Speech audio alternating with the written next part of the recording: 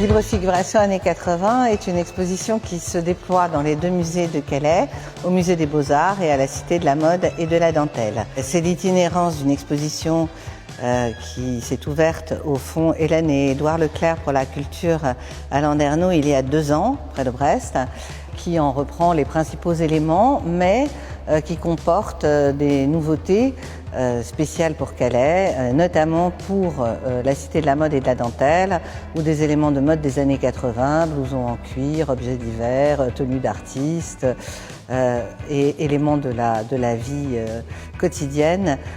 sont introduits. Cette exposition rassemble, c'est une première mondiale, des artistes des scènes françaises, américaines, russes, allemandes, européennes au sens large, de la première génération, ce qu'on appelle la figuration libre en France, pour exemple, aux frères Ripoulin, aux musulmans fumants, ou à Cricqui ou à Speedy Graffito, toujours pour cette scène française, des stars comme Jean-Michel Basquiat et Keith Haring pour les États-Unis, et d'autres comme Walter Dan, Dokupil ou Luciano Castelli ou Salomé pour l'Allemagne, et des Russes qui n'ont jamais été montrés pour cause de cette période qui se tenait avant la perestroïka. L'exposition aurait pu s'appeler rock'n'roll, punk et sexe.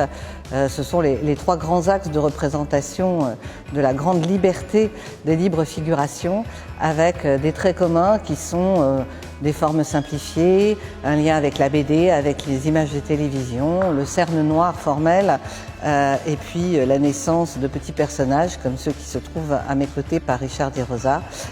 qui sont des personnages inventés tout droit sortis de leur imaginaire fécond.